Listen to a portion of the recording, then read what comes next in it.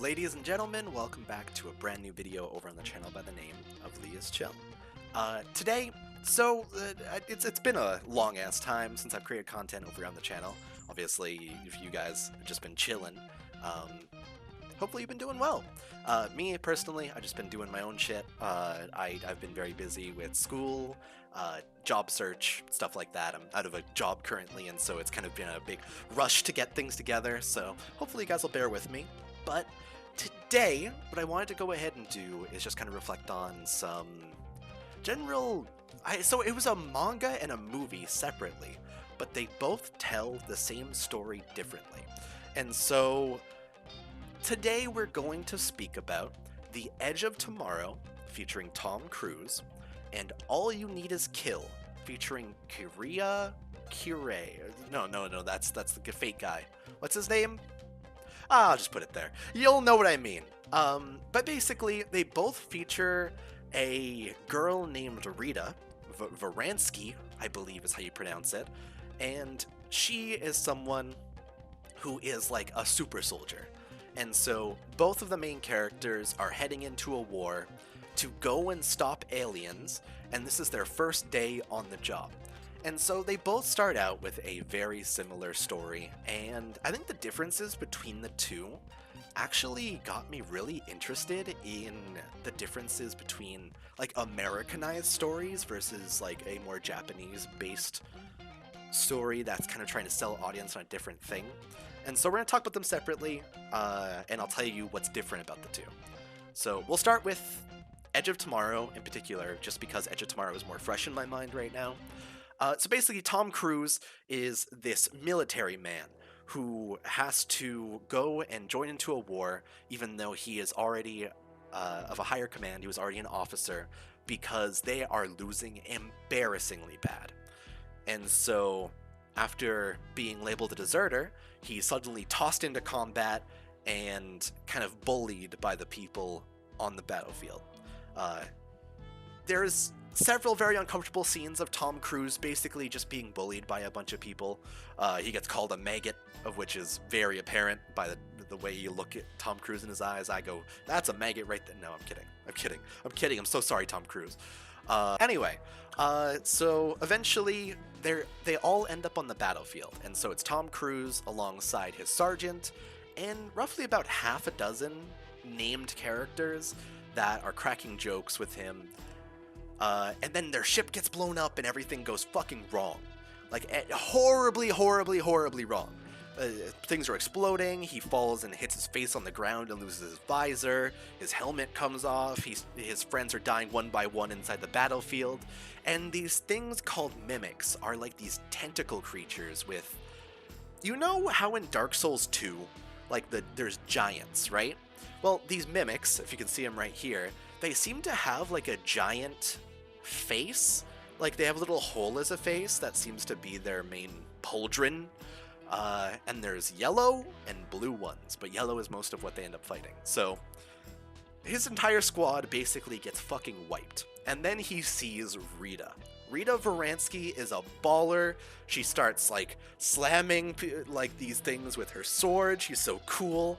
We hear a story about how originally during her first time in combat in Verdun, she somehow managed to turn around the entire battlefield and be someone who completely changed the entirety of how the war was going to go, and that was the first win that humanity had had. And so she seems to be this like beacon of fucking hope. She gets shot.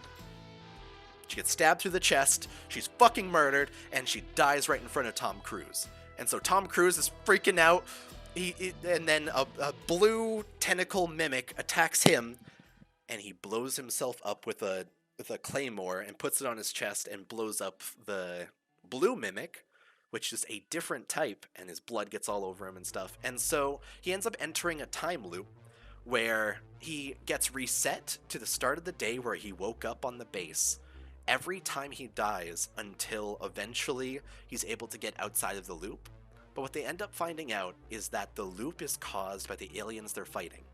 And so the yellow mimics with the butthole faces they are the claws, they are like the fodder, the easy to kill.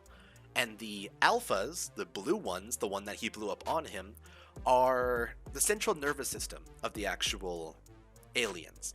And so that's what allows any kind of signal of danger to get back to the main brain and tell it to reset the day to be able to win this war without any casualties whatsoever.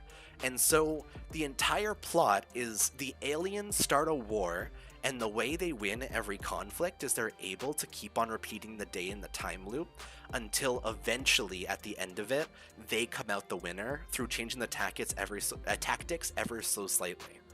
And so the fact that Tom Cruise gets this power, obviously, is a significant reason why there's so much conflict in the story, because now he has to try and fight out of this loop and find out how to link the claws and the alphas back to the original Omega, of which appears to be the thing starting the time loop in the first place. And so he needs to find this mysterious alien butthole somewhere out there to be able to go and become someone worthwhile. So that's kind of where he's at, and he starts to get training from Rita Varansky, and he slowly becomes more and more capable through the loops. And it's pitched very much as like a love story where Tom Cruise not only gains that self-efficacy and becomes someone able to be relied on in the time of war, but he also slowly starts to fall in love with Rita and things he learns about her through these loops. To the point where sometimes he knows she's going to die, so he intentionally has more time with her to try and avoid her disappearing and the need to reset in the first place. And so it's very much a like cheesy Americanized version of it. And so they start to develop and they get closer to being in a relationship. And then what ends up happening is the way that Tom Cruise started the entire thing in the first place was he got the alien's blood inside him. And so he ends up getting a blood transfusion, and it turns the final act of the movie into very much the first, like, time that there's actually been some sort of stakes within the movie. And I think it actually works really well in terms of developing the final conflict, as well as like, oh, so this is the timeline where shit actually matters. Okay, we gotta actually pay attention then. And I think that was really significant. I think that was really powerful. And Edge of Tomorrow was really fun to watch because of it. But on the reverse side, I think that it focuses a lot on the romance story, and then of course, as they're about to enter the final conflict and Tom Cruise is going to go sacrifice himself, he kisses the girl and they have their big climactic moment and they run away from each other, yada yada, Americanized, yeah. And so, good movie. But I read the manga All You Need Is Kill, which is basically a similar adaptation of the story, told in a different way, and I think that the way that they use the time loop in these 14 chapters of this manga actually is more impressive than the movie itself. So the designs of the aliens aren't these tentacle beasts. Instead, they're these, like, mouth balls that seem to be the truth-seeking orbs from Naruto. I don't know a way to put it better than that, but, like, yeah. And they can shoot these, like, pauldrons, like they're the mimic tears from Elden Ring. And so they're pretty decent threats. The main character Keiji actually, like, really struggles in the start.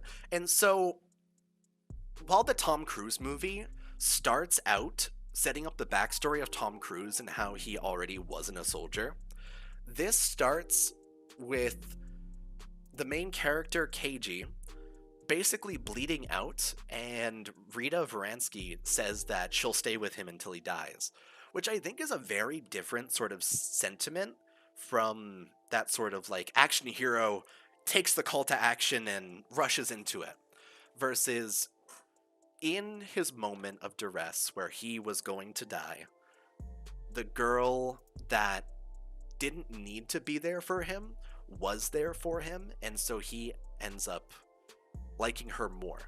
But despite that fact, he still ends up dying, and she talks to him about some random shit. Like, she intentionally talks about things that are boring to be able to get his mind off of him dying. And so when he respawns in his bed, he's completely thrown off. And then the first chapter is just like this completed loop of him meeting Rita, something happening on the battlefield, him dying, until finally, on the fourth attempt, he puts a Glock in his mouth and pulls the goddamn trigger. Tom Cruise never does this. Tom Cruise is like an action hero to the fullest degree. He isn't showing signs of like severe PTSD that Keiji does. Instead, Keiji is more so like a ReZero focused version of the story. And so him putting the Glock in his mouth and then writing 5 on the back of his hand, like, okay, we're 5 loops in. This shit's about to get a lot worse. And so he starts to go and meet Rita, and Rita gets interested in him. And so they start to work together to be able to get out of their current loop, because they start going through a loop themselves. I think that it's a very different style of story. And so it's a lot more character-centric versus telling the actual story of how an action hero overcomes a war. And so a couple of differences between the two. In the Tom Cruise movie, there's actually no scene where the mimics end up at the like army base, or they end up at like being the ones to take the initiative to go and take the fight to the Marines inside Edge of Tomorrow. But in All You Need Is Kill, eventually, after so many loops happen and the main character starts to get so much extra self-efficacy and get so much better at combat, and both him and Rita are slowly getting closer and closer to ending the loop, then they find out that the mimics themselves appear at the base, the military base that they respawn at, and a day early start to attack and shoot them through the windows and start killing them. And so they find out that the singularity has to be outside of these alphas and omegas. So in Edge of Tomorrow, these loops are caused by an alpha dying and the omega immediately resetting the timeline. In All You Need Is Kill, the two that reset the day are Rita and Keiji. And so the final conflict ends up turning into a 1v1 between these two characters that love each other. And it becomes like a contest of their wits on what they've learned so far. So instead of Rita being a war-torn soldier that went through a similar experience as Tom Cruise and no longer has that power, instead it's switched up so they both have the power and they end up staking their lives on it. And they have to fight each other. And so it ends in like a genuinely heartfelt send-off to one of the main characters. I won't tell you which one of them wins. Versus Edge of Tomorrow, of which right after Tom Cruise drops like 10 grenades into the mouth of the alien butthole, the mimic Omega, the timeline resets again. But this time, it's like the mimics were completely wiped out before the timeline had even reset in the first place. And so Tom Cruise wakes up the day before he was even put in the war, and the mimics are already dead. Everything went incredibly. He goes on his mission to go and find his Rita. He finds Rita, and he smiles all happily, like, aha, I get the girl, wahoo! Even though she doesn't remember him at all, and they literally went through nothing together, because the timeline reset to before they even met. So, Edge of Tomorrow kind of ends on a very Americanized standard happy ending that is so straightforward that it's really hard for me to say like it was a good ending at all. I think that if Tom Cruise died at the end of it, it would have kind of made me more satisfied by it. But that's also because I like bad endings. Tragedies are my jam.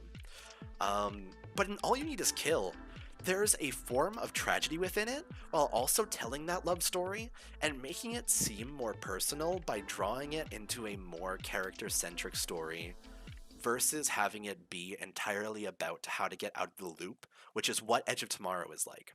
And so I'd be curious to see what your guys' thoughts are about like the differences between those two stories, if you've personally seen either of them or read either of them, I think that I recommend it, honestly, to check out both, just so you can see for yourself the differences between the two and which one you prefer more. Because if you prefer the Tom Cruise version, maybe you'll enjoy more of his movies, like the Jack Reachers and the Jack Reach Arounds, whatever that is. Or if you like All You Need Is Kill, maybe you'll like stuff like Blame and Gaunts, and like a lot of these more sci-fi based stories, right? I think that both of them have their own strengths to it, but I definitely enjoy All You Need Is Kill a little bit more than Edge of Tomorrow. Either way, let me know how you guys feel about it if you guys have checked it out for yourself. Definitely recommend to read and watch them. Edge of Tomorrow is on Netflix. All You Need Is Kill was published in something in 2004 or 2014, sorry, and I don't exactly remember what magazine it was in, but I'm sure you could find it online. Yeah, let me know what you guys think. Honestly, I love doing these sort of like reflective videos about what's strong between two different stories and how they kind of distance themselves from each other. And I think I love character-based stories more than I enjoy entirely action films. So I enjoy Avengers Endgame more than I enjoy the first Avengers movie, for example. It's just natural for me. Let me know how you guys feel. For now, thanks for watching. Take it easy. I'll see you guys in the next one, alright? See ya.